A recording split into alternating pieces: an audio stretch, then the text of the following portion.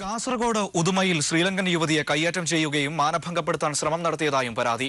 Kanhangad blade പലിശയ്ക്ക് പണം വായ്പ നൽകുന്ന വ്യാപാരിക്കെതിരെ കൊളംബോ സ്വദേശിനിയായ യുവതി ശ്രീലങ്കൻ എംബസിയിലും പോലീസിലും ഇത് സംബന്ധിച്ച പരാതി നൽകി.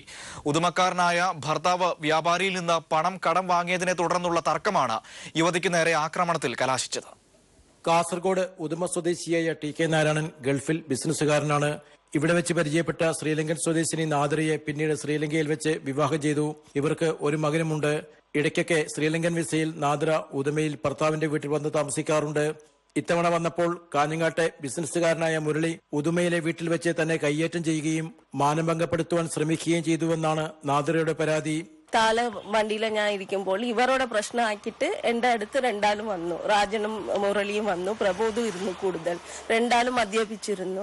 മുടിയെ പിടിച്ചിട്ട് നീ നാട്ടിൽ ജീവനോടെ എത്തണ, ജീവൻ വേണം എനിക്ക്, അങ്ങനെ കുറെ കൊള്ളും അങ്ങനെ എന്തൊക്കെല്ലാം പറഞ്ഞു.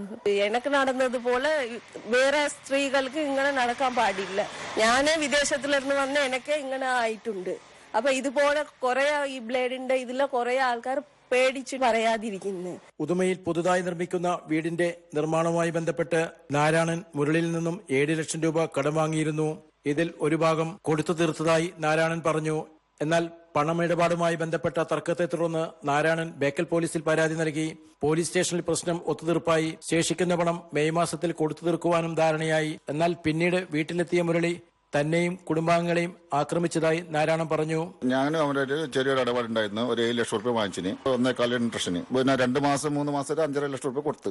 ആ രീതി അനുസരിച്ചിട്ട് ഈ പ്രശ്നം വന്നത്. പിന്നെ പോലീസ് സ്റ്റേഷനിൽ ഞങ്ങൾ കോംപ്രമൈസ് ആയി 5 മാസം ടൈം വെച്ചിട്ട് അതിനിടയിൽ വന്നിട്ട് ഈ പ്രശ്നമാക്കിയത്. ബ്ലാങ്ക് ചെക്ക് എടുത്ത് 2 മുദ്ര പേപ്പർ അത് ഓപ്പണായിട്ട് സിഗ്നേച്ചർ ഇട്ട് കൊടുത്തതാ.